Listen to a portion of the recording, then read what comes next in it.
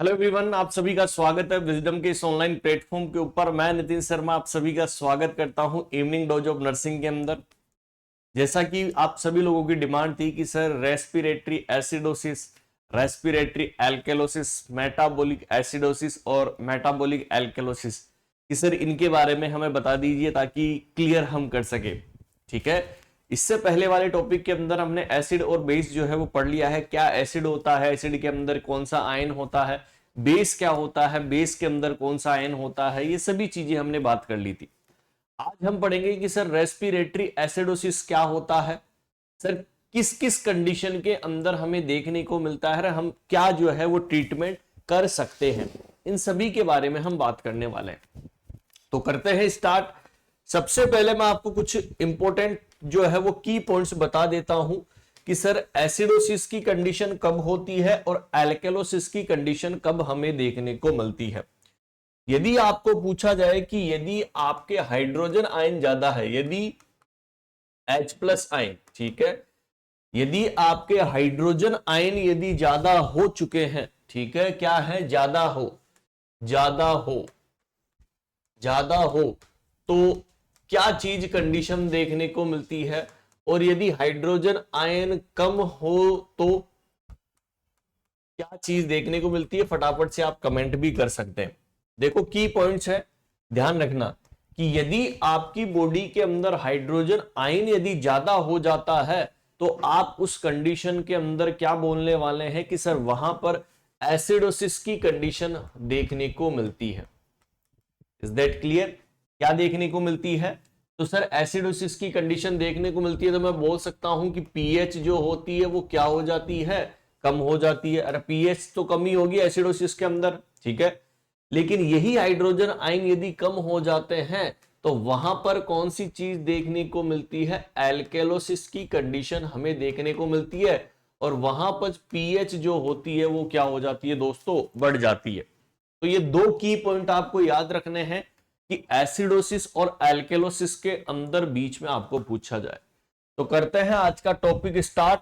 और आज का जो टॉपिक रहने वाला है वो क्या रहने वाला है, रेस्पिरेटरी एसिडोसिस। चलेगा, आपको रेस्पिरेटरी एसिडोसिस भी पढ़ाऊंगा और मेटाबॉलिक एसिडोसिस भी पढ़ाऊंगा। किस किस कारण से होते हैं दोनों को हम बात करेंगे।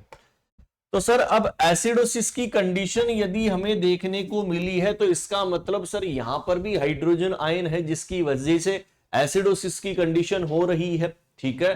तो यहां पर भी क्या बोलोगे, increase in hydrogen ion, H+ ion. Is that clear कि यदि आपको डेफिनेशन पूछी जाए कि रेस्पिरेटरी एसिडोसिस कब होता है, कि जब हाइड्रोजन आयन बढ़ जाता है, सर क्या कारण है जिसकी वजह से ये बढ़ता है।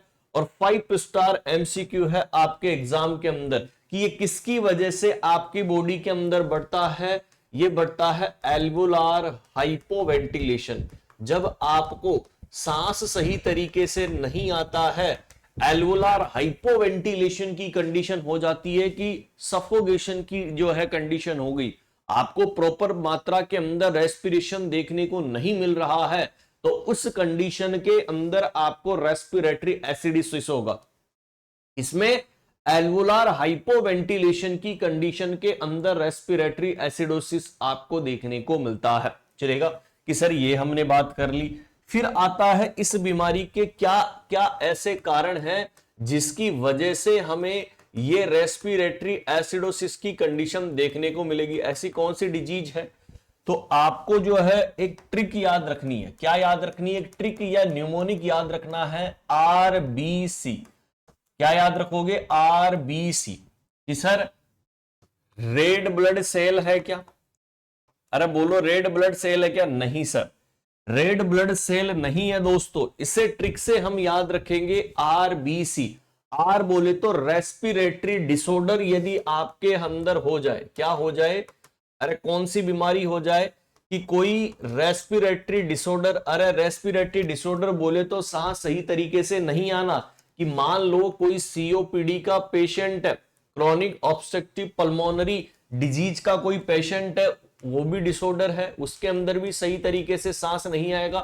कोई पेशेंट जो है वो एम्फाइसीमा की कंडीशन के अंदर है, कोई पेशेंट जो है वो ब्रोंकाइटिस का है। क्या है ब्रोंकाइटिस का मतलब जो आपकी ब्रोंकियोल्स होते हैं उसके अंदर इन्फेक्शन और इन्फ्लामेशन हो जाए। एटलैक्टेसिस, ठीक है, कि सर एल्वोलाई जो होती है वो डिस्टेंशन होके कोलैप्स आपको देखने को मिलती है। या कोई पेशेंट आपके पास आया है अस्थमा का, अस्थमा वाले पेशेंट के अंदर भी सर रेस्पिरेटरी डिसऑर्डर है, मतलब हाइपोवेंटिलेशन की कंडीशन हमें देखने को मिलती है।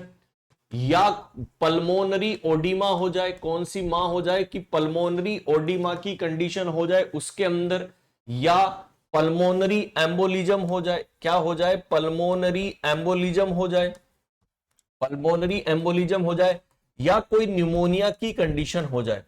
देखो एक्सेट्रा है, देखो कितनी सारी कंडीशन आपको देखने को मिल रही है दोस्तों। समझ में आ रहा है दोस्तों? समझ में आ गया कि सर यहां पर आर बोले तो रेस्पिरेटरी डिसऑर्डर जितने भी होते हैं, ठीक है, जिसके अंदर सीओपीडी आ गया, emphysema, bronchitis, bronchiolitis, atelectasis, asthma, pulmonary oedema, pulmonary embolism, pneumonia, इन सभी कंडीशन के अंदर आपको रेस्पिरेटरी एसिडोसिस की कंडीशन देखने को मिलती है। तो आर का मतलब क्लियर हो गया, चलेगा। अब बी के ऊपर चलते हैं। बी का मतलब होता है कि ब्रेन के अंदर यदि ट्रोमा हो जाए, क्या हो जाए? ब्रेन के अंदर यदि ट्रोमा हो जाए। आप सभी जानते हैं कि ब्रेन के अंदर जो है वो सेंटर पाया जाता है रेस्पिरेटरी का, और यदि उसके अंदर क्या हो जाए, कोई ट्रोमा हो जाए, तो उस कंडीशन के अंदर आपकी बॉडी के अंदर रेस्पिरेटरी एसिडोसिस की कंडीशन आपको देखने को मिलती है। Is that clear? चलेगा सर, कोई बात नहीं। मान लो रोड ट्रैफिक एक्सीडेंट हो गया, ब्रेन के अंदर ट्रोमा हो गया, चलेगा। सी बोले तो सीएनएस डिप्रेसेंट, कि सर हम ऐसी दवाइयां काम में ले रहे हैं, ऐसे स्टिमुलेंट काम में ले रहे हैं जो आपके ब्रेन के अंदर सेंट्रल नर्व सिस्टम को डिप्रेस कर सकते हैं।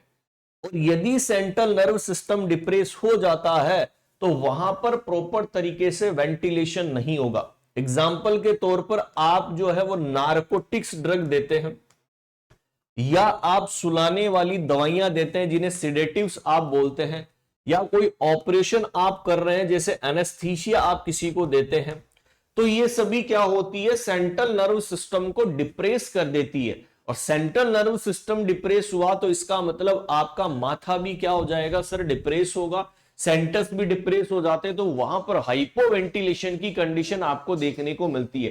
तो ये चीज आपको याद रखनी होगी ट्रिक के साथ। आरबीसी ये किस चीज को खोज करते हैं? रेस्पिरेटरी एसिडोसिस को खोज करने का काम करते हैं, चलेगा। बिल्कुल सर, ये इटियोलॉजी हो गई। अब बात करेंगे कि सर इस बीमारी के अंदर क्या क्या साइन एंड सिम्टम्स हमें दिखाई देते हैं, कि यदि किसी के अंदर रेस्पिरेटरी एसिडोसिस हो जाए तो क्या क्या साइन एंड सिम्टम आपको देखने को मिलते हैं। सबसे पहली टर्म तो यही आती है कि सर पेशेंट जो है वो हाइपोवेंटिलेशन के अंदर रहता है। अच्छा, हाइपो का मतलब क्या हो जाता है? कम होना। वेंटिलेशन का मतलब ब्रीथिंग, कि मतलब रेस्पिरेटरी रेट एंड जो डेप्थ होती है वो क्या हो जाती है, वो डिक्रीज हो जाती है। डिक्रीज का मतलब कम, हमें कि रेस्पिरेशन रेट जो है वो कम हो जाती है, और वहां पर डेप्थ भी जो हो जाती है वो कम हो जाती है। जब भी एसिडोसिस की कंडीशन होती है तो पोटेशियम का लेवल जो है वो बढ़ जाता है, और इसे बोलते हैं हाइपरकैलेमिया। क्या बोलते हैं? हाइपरकैलेमिया। कि सर पोटेशियम आयन जो होता है वो वहां पर क्या हो जाता है, इंक्रीज हमें देखने को मिलता है। बोले तो पोटेशियम लेवल ज्यादा आपको देखने को मिलता है, और ज्यादा हो जाना हाइपरकैलेमिया कहलाता है। क्लाइंट के अंदर डीजीनेस आ जाती है, ठीक है। क्या चीज देखने को मिलती है? डीजीनेस की कंडीशन हमें देखने को मिलती है। यह आपको क्वेश्चन की फॉर्म के अंदर भी दे सकता है दोस्तों, ठीक है, कि सर डीजीनेस हमें हो जाता है। क्लाइंट जो है वो बार बार इरिटेबिलिटी को शो करता है। किसको शो करता है? इरिटेशन हो जाता है। जब आपको सांस नहीं आता है तो इरिटेट हो जाता है, बिल्कुल सर, ठीक है, इरिटेशन हो जाता है।